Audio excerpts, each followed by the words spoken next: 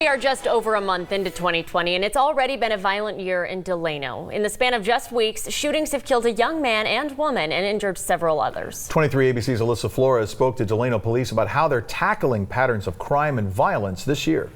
Surrounded by prisons and gang territories, the city of Delano sits in an area where one might think crime is inevitable. Exit the vehicle with your hands up. But Police Chief Robert Navarez says violence will not be tolerated. We don't buy into the notion that it's a dangerous gang-plagued city. So far in 2020, the city has seen the murder of two young people in just 1 month. 19-year-old Fresno State student Nayeli Carrillo Gonzalez on January 2nd and on January 31st, Adam Rene Guillen. Adam wasn't just anybody. Everyone knew Adam. He was special, and now we have to put him in the ground. Those murders following the 8 homicides in Delano in 2019. While last year did see a drop in homicides from the previous year, there was a rise in gang-related shootings from 20 in 2018 to 23 in 2019. Fortunately for us, oftentimes the difference between an assault with a deadly weapon or an attempt murder and a murder is a matter of inches. In a city the size of Delano, Chief Navarez says the amount of violence is simply too high. The city of,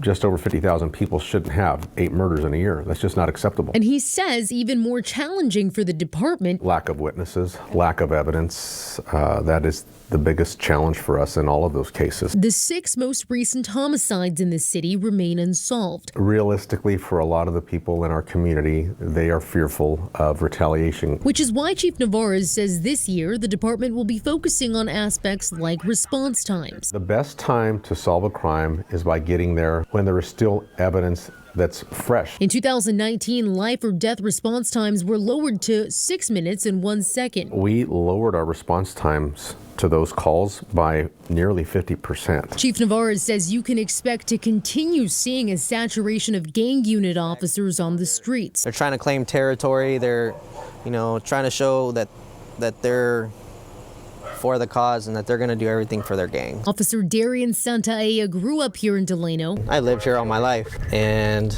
I didn't know that Delano was so infested with gangs. But now that he's behind the badge, he says he's realized just how complex the issue of violence actually is. And this month, you'll also see an effort to get cameras placed in public places throughout Delano. Another piece of the puzzle that would hopefully help our solvability of certain cases. The department is proposing about 20 cameras costing about $160,000 per year. Navarez says they would be placed in high crime areas and along paths often traveled after crimes are committed. While Navarez says he understands the idea may be met with hesitation for privacy reasons. They would be accessible by the members of the Delano Police Department, a person with a username and password. We need some technological advances to help us be able to solve those crimes.